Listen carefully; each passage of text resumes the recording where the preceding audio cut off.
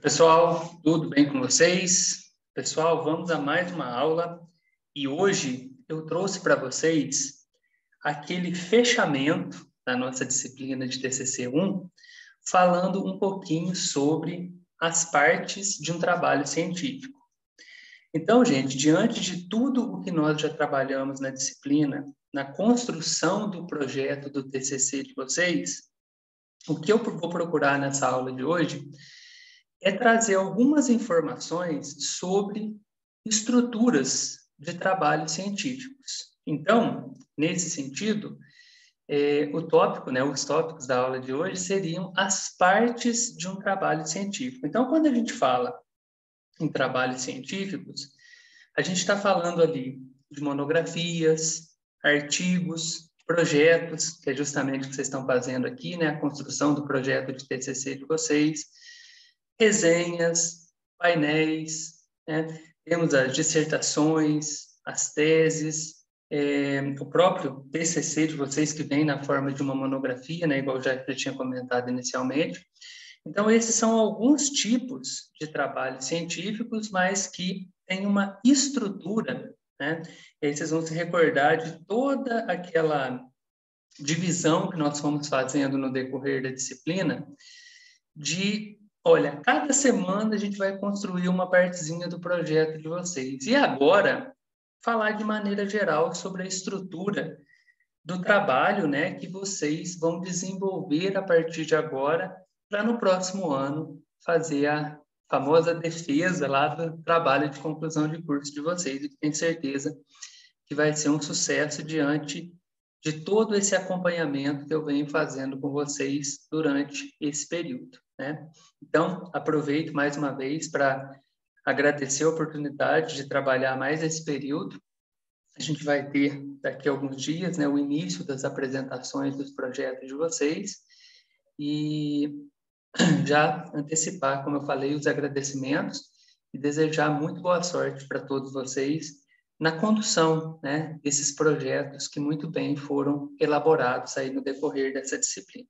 Bom, quando a gente fala na questão do trabalho científico, a gente tem que pensar naquela ideia de um encadeamento lógico de um trabalho científico, né? Então, quer dizer, tem toda uma lógica por trás no processo de construção de um trabalho científico.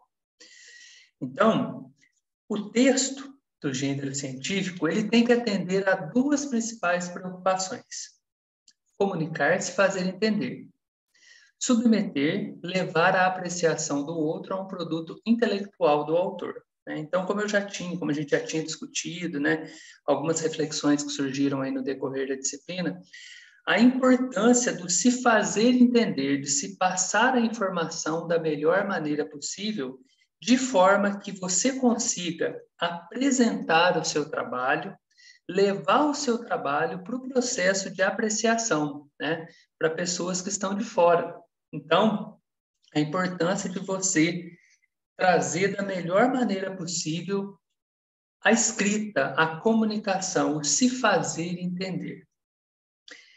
Esse trabalho científico, ele assume um compromisso rígido com o processo de estruturação correta e padronizada. Então, quer dizer, tem uma estrutura que é necessária ser seguida, né? Então, quer dizer, tem todo um processo de padronização. Então, nesse processo, a sua escrita, ela deve atender a padrões rígidos e universalmente aceitos em termos de clareza, objetividade, coerência e correção linguística.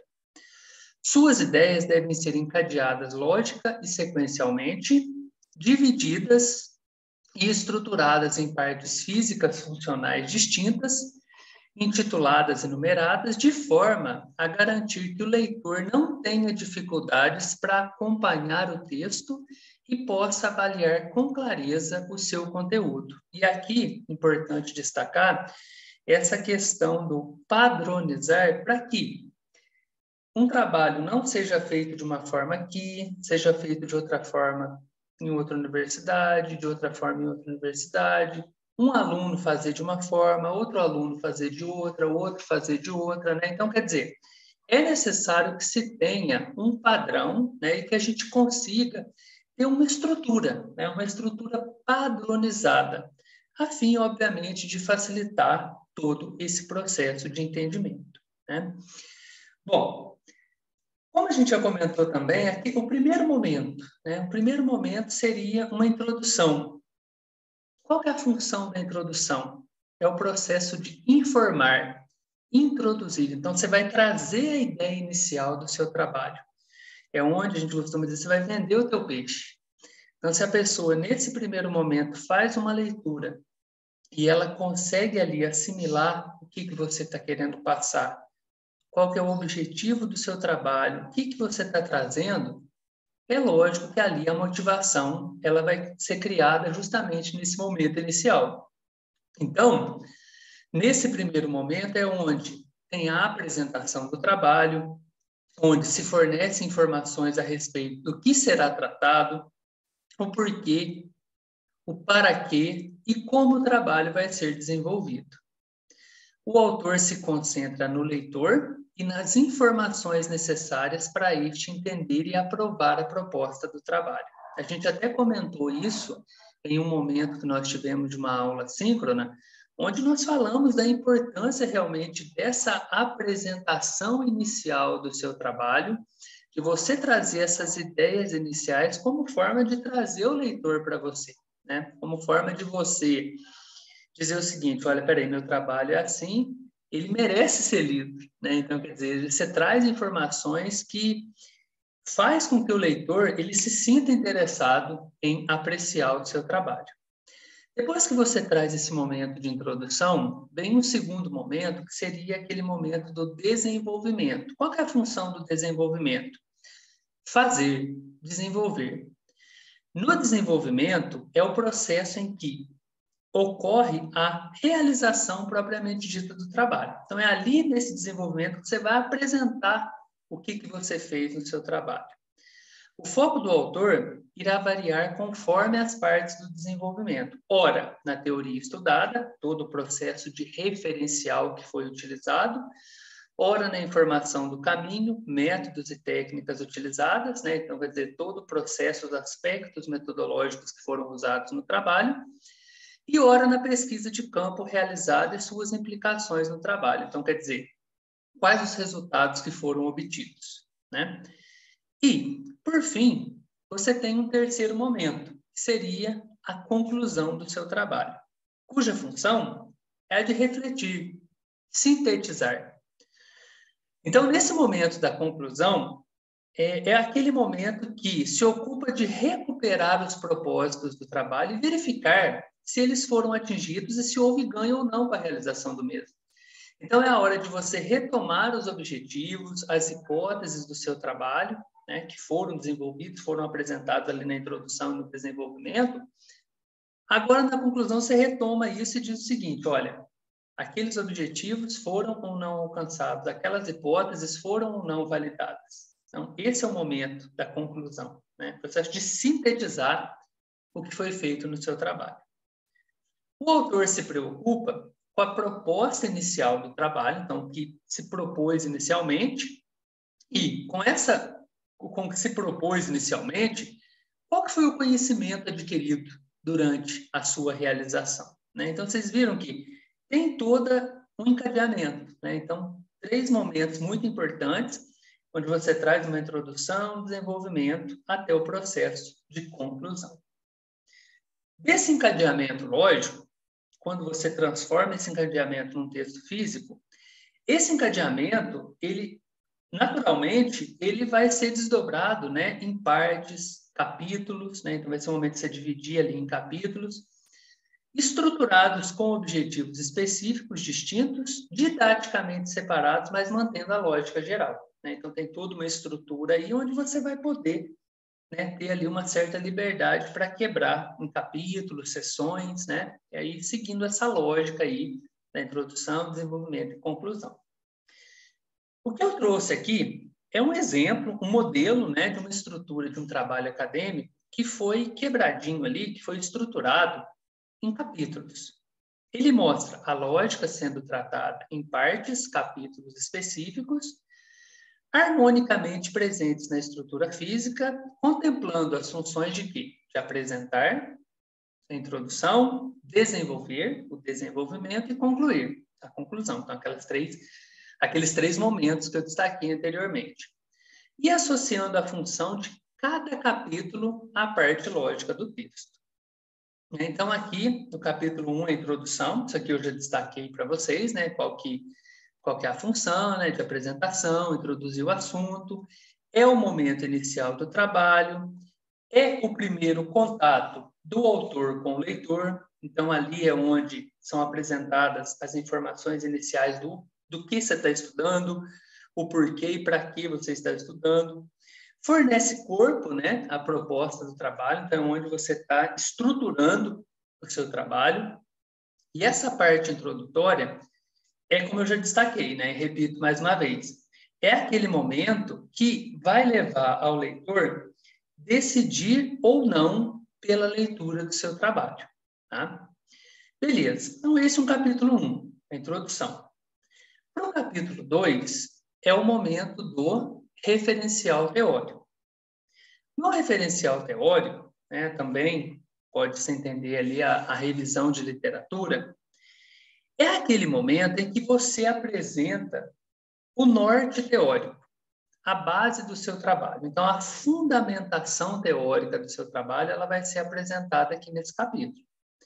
Então, é o momento de comprovação de estudo, conhecimento do assunto, como forma de quê? De dar credibilidade ao seu trabalho, às suas análises e conclusões. Então, quer dizer, o seu trabalho, as análises que você vai fazer, a conclusão ou as conclusões que você vai tirar, elas vão surgir dessa fundamentação teórica. Tá?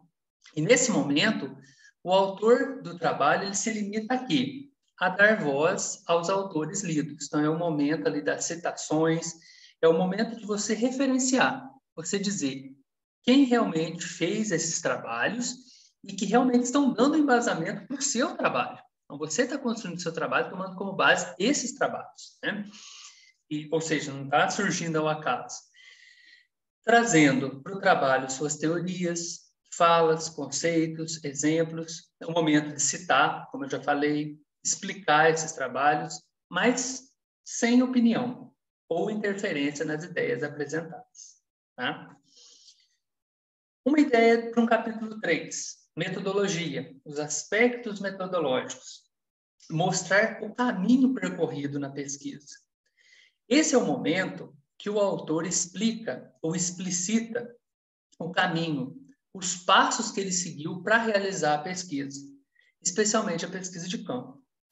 Nesse momento, o autor demonstra critério e planejamento dos métodos e técnicas utilizados de forma a conferir consistência e confiabilidade às suas análises e resultados. Então, explicar como que o trabalho foi desenvolvido.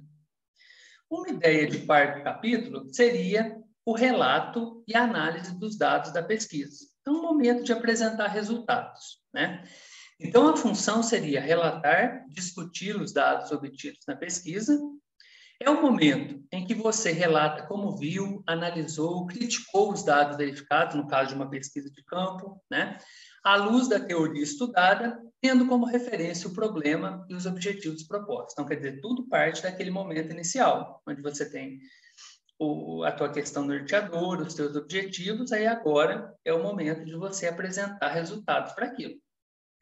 Nesse momento, o autor dá voz às pessoas pesquisadas, né, trazendo delas o testemunho, vivência, opinião, relatos, criticando, comparando e concluindo. Né? Então, depende do tipo de pesquisa que você está fazendo também, mas aqui é um momento onde você pode considerar que seja um capítulo de apresentação dos resultados do seu trabalho. Seja uma pesquisa ali da área da pura, da aplicada, da estatística, da educação matemática, enfim, depende da área que você esteja trabalhando, mas é o momento de apresentar resultados do seu trabalho. E, por fim, um capítulo de considerações finais, cuja função é de resumir os resultados, refletir, propor, né?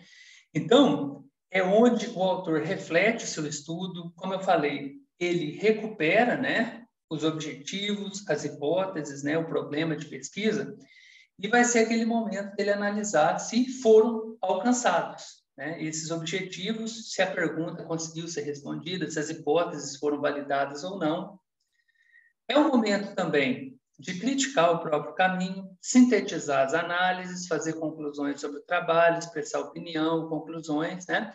De uma certa forma, é um fechamento de ciclo, né? Um fechamento de ciclo daqueles momentos propostos lá nos elementos introdutórios. Então, é um fechamento. Então, aqui é uma ideia de 5 capítulos, mas nada impede que você tenha, por exemplo, 3 capítulos, né?